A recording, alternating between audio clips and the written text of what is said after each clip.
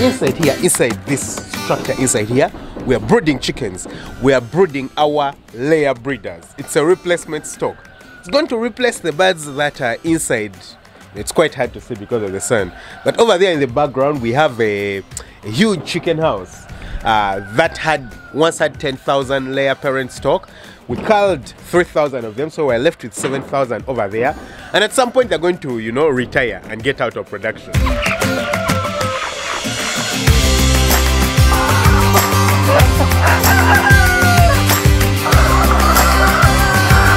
So we need to make sure that we have a flock ready to replace them, just to ensure that we consistently have birds to supply to our clients when they do require our day-old layers.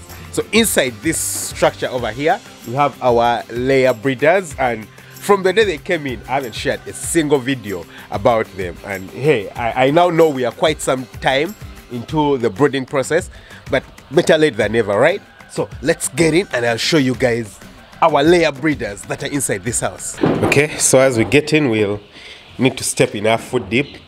Very important. Despite the fact that my clothes and everything and I'm clean, I've just been stepping in, on a dirty surface over there. So I have to make sure that I use the food dip. This is the walkway over here.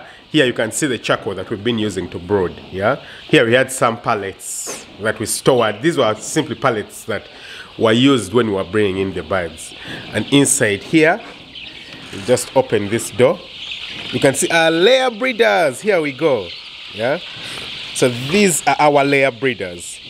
Don't forget to always shut the door behind you. Yeah. So these are our layer breeders, and they are on day 23. So they are still being brooded, but really I would say we are done with brooding, because if you can see very clearly, they basically have feathers all over their bodies. Okay, they have feathers. Let me see if I can get one. Okay, so you can see one here. This is a female layer breeder.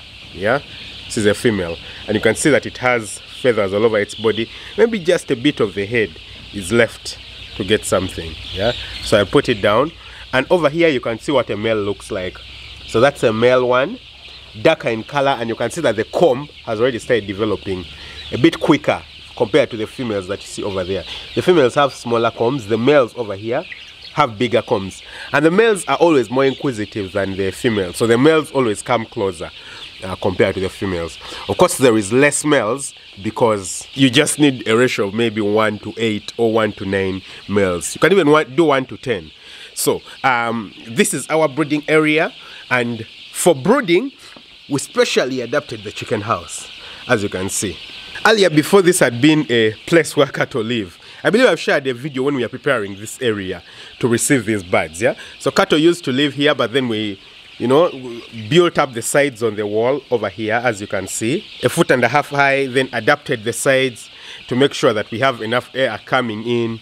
And then we put tarpaulin at the top to make sure that we don't have a lot of cold air coming in from the top, because we have a vent at the top of the chicken house. And then the sides, you can see tarpaulin. So during the night, it gets dropped down, and then we can leave some spaces for aeration, even there over on the sides. So it's been an effective, very effective brooding house. You can see our stoves that we've been using for brooding. Yeah, specially made and very, very effective. You can see that there is still fire on the inside. Right now it's during daytime, so we're not putting any fire. There is no heating currently. Currently we only have 2 of them. There's one over here and the second one over there in the distance. Yeah, can zoom in. Yeah, second one over there in the distance. And it's daytime and it's quite hot outside, so there is no need for heating. This is a perfect time to do brooding. And then over here you can see an interesting thing. This is a blower. Yeah, so this is a blower for providing heat during the brooding. Yeah, it uses electricity. That's all. It doesn't use gas. It uses electricity, and it produces heat, as you can see it over here. So this heat is directed to the inside of the house. So we have 2, one at this end and another at the extreme end over there. I don't know if it can be seen. Yeah, I'll zoom in. Right there at the end, we have a second one. Yeah, so these blowers were working together with the coal heaters over here to provide the heat that's needed during brooding. So it had to be placed on a raised surface to ensure that the heat is not very directly being blown onto the birds themselves, you know, so that it heats up the air in the room, and then the whole room generally becomes cooler. And over there you can see what my colleague is doing. You know, he's got a sack and he has placed it in a corner, and that's very important because what happens is that birds usually pile in the corners, as you can see over there. Yeah, so if we take a look, for example, at that corner over there, if you don't take loads of care during the night or at particular times of the day, something startles the birds, they all run to that corner and they all pile up there and they'll die. So what we usually do is that you get a sack just like this one over here. Yeah, so this is a sack, and on the inside you can place wood shavings like we've placed, and then you place it inside the corner to make sure that, you know, you don't have very tight corners like we do on the other side. So they have placed one in the corner right there. Yeah, another one in the opposite corner they are going to place, then one in this corner, so that we curb the deaths due to piling. Piling causes deaths that are not desirable, and for us farmers it's really not desirable. We don't love it and we try to avoid it as much as possible. Also right here you can see our drinkers. So we've been using these fond drinkers simply for brooding. So we have adult drinkers that we're going to install inside here. We already did the plumbing, by the way. It's just that it's not obvious because we've covered it with this material over here. I don't know if I can find one that can be seen. Let's try and move. Okay, but you can see the pipe work.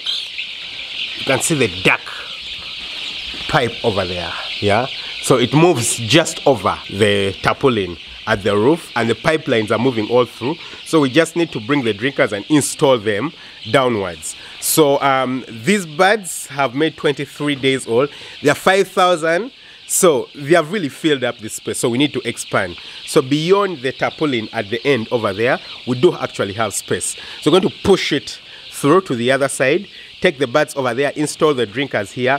Also, we're going to have the drinkers installed the other side, and then we shall have the house ready. So in 2 days time maximum, we're going to be expanding and filling the entire house with the birds. And also here you can see our feed.